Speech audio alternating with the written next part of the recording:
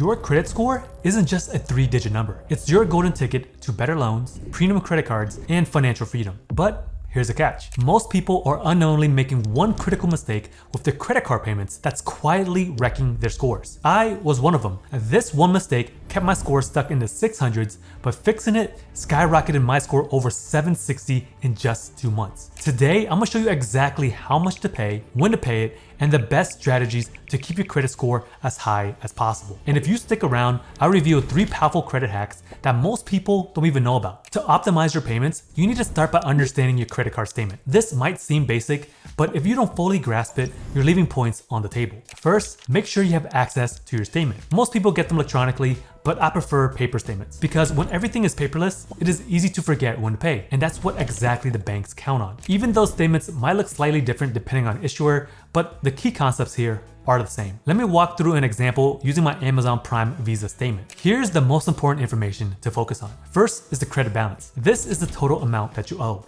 including any balances from last month and any new charges from this month. Next is pending charges. These are transactions that haven't cleared yet. Third is available credit. This is your credit limit minus your current balance, the amount that you have left over to spend. Next is the closing date. This is the most critical detail. For my card, it is December 23rd. Any balance remaining after midnight on this date will be reported to the credit bureaus and factored into my credit score. Your closing date usually falls on or around the same day each month. For example, my last statement closed on November 23rd with a balance of $2,158. This current cycle ends on December 23rd, giving me about 30 days in between. Now here's where it gets important. Whatever balance remains after December 23rd will be due by January 20th to avoid interest. This period between the closing date and the payment due date is known as the grace period. Looking at my statement, I see I have a remaining statement balance of $1,271, which is from the previous cycle in November. To avoid interest charges, I need to pay this balance by the due date, which is December 20th. But here's where it gets tricky. My current balance shows $1,320 because it includes both my remaining statement balance of $1,271 and a couple of new Amazon purchases that I made from this month. If I only make the minimum payment of $35 by December 20th, I'll avoid late fees. But the remaining balance of $1,236 will start accruing interest after the closing date. Understanding your credit card statement is crucial, but knowing exactly when to pay can make a difference between a good credit score and an excellent one. When it comes to paying off credit card bills, most people hear this common advice. Always pay your balances in full each month and never miss a due date. And that's solid advice. Following it avoids late fees and interest on carried over balances. But let's be honest, you don't just want a good credit score, you want a great one. So let's take it a step further. To achieve the highest possible credit score, pay off your current balance 3 days before the closing date. This ensures the credit bureaus report a zero balance, which can significantly boost your score. Let me show you how this works by using my account as an example. My current balance is $1,320, which includes charges from the previous billing cycle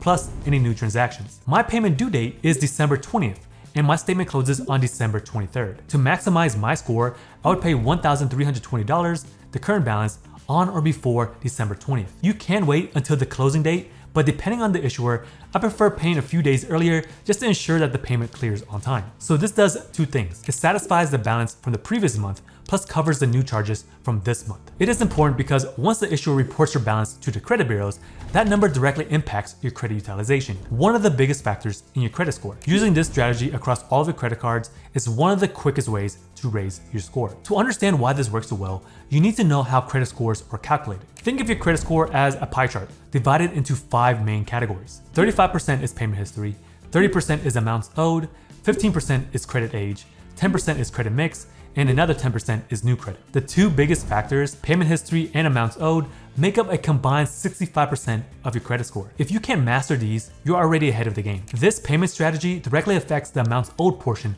of your score. By paying your credit cards the right way, you're optimizing this critical area. So let's use my account again as an example. My credit card has a $10,000 limit. Let's just say that I spent $6,000 during the billing cycle. If I wait until I receive my bill electronically or in the mail, the damage is already done. A $6,000 balance on a $10,000 limit equals to 60% credit utilization. And that's a big no-no. At minimum, you want to keep your utilization below 30%, but the real target should be under 10%. Honestly, the lower you can keep it, the better it is. Personally, I like to aim for as close to zero as possible, just for simplicity. Now, there's a long-standing guideline that says that you should leave a small balance on your credit card to show lenders that you're actually using your available credit. Supposedly, this helps improve your score. So there is some truth to this. According to FICO, the optimal range for utilization is between 1 and 6%. If you're striving for protection, you can pay off 99% of your current balance and leave $1 or $2 to report to the credit bureaus. This shows that you're actively using credit, then pay off that small balance by the due date just to avoid interest. But for me, I like to just keep things simple and just pay off the current balance a few days before the statement closing date. This strategy sounds simple if you have 1 or maybe 2 cards, but if you have more like I do, it can quickly become overwhelming. Luckily, there are 3 ways to simplify this process, whether you have 1 card or 40 cards. The first and most simplest way to stay on top of your credit cards is to set up auto payments. While most issuers don't allow auto payments before the statement closing date, they guarantee that you'll never miss a payment. Missing a payment doesn't just mean late fees, it can also hurt your credit score for years. Setting up auto payments ensure that this never happens. Auto payments are one of the simplest ways to stay on top of your bills, but what if you could go one step further and make your payments fit perfectly with your schedule? Most issuers allow you to change your payment due date with a quick phone call to the number on the back of your card. When you do this, your statement closing date shifts as well. It might take a billing cycle or 2 to take into effect, but this strategy is worth it. I recommend adjusting all of your credit card due dates to fall around the same time. This way, everything is organized and easier to track. For example, when I was in the military, I got paid on the 1st and 15th of every month. To make sure that I always had enough money in my account to cover my balances, I adjusted my due dates just a few days after payday. Now that your due dates are aligned and more predictable, there's one more strategy that can take your credit score to the next level, especially if you have a lower credit limit. One of the most effective ways to maximize your credit score is by making multiple payments throughout the month. Personally, I like to check my finances weekly and pay off my current balances every single Friday. This habit does 2 things. 1, it prevents surprises when the statement closes, and 2, it keeps my balances low, minimizing my credit utilization. This strategy works best for those with lower limits, because with a smaller limit, it is easier to hit a higher utilization percentage even with moderate spending. By making smaller payments throughout the month, you're freeing up available credit and avoid appearing overextended to lenders. For example, if you have a $1,000 credit limit and leave $600 on it, your utilization jumps up to 60%, which is a huge red flag for lenders. By paying off $300 mid-cycle, you bring your utilization down to 30% before the statement closes, which helps protect your score. Even if you can't pay off the full balance before the closing date, making incremental payments keeps your utilization low, which is crucial for building and maintaining a strong credit score. By combining these strategies, auto payments, adjusted due dates, and multiple payments, you've already laid the foundation for boosting your credit score. But what if you're ready to take things further? Here are 3 simple hacks to optimize your credit card balances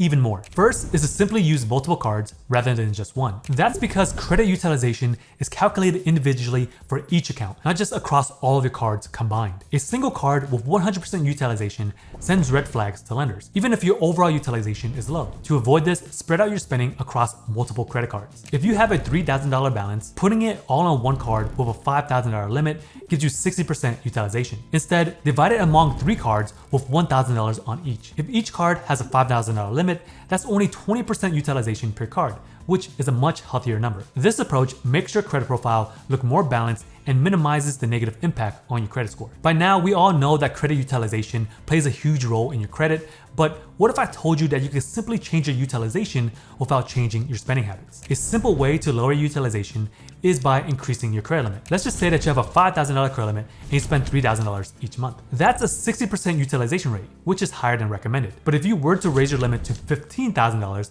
that same $3,000 dropped to just 20% utilization, instantly making you look like a lower risk borrower to lenders. Most credit card issuers allow you to request for a credit limit increase, and in many cases, it only requires a soft pull to your credit. So just call your issuer to check your options and take advantage of this simple strategy. If you are unable to pay off your balances in full and have to carry a balance on your credit card, a high APR can quickly add up to significant interest charges. Over time, this makes it harder to pay down your debt and affects your financial flexibility. Many credit card issuers reward loyalty, but most people don't take advantage of it. If you've been a customer in good standing, like making payments on time and keeping your account in good condition, you can often request for a lower APR. For example, if your card has an APR of 20%, you can negotiate it down to 15%.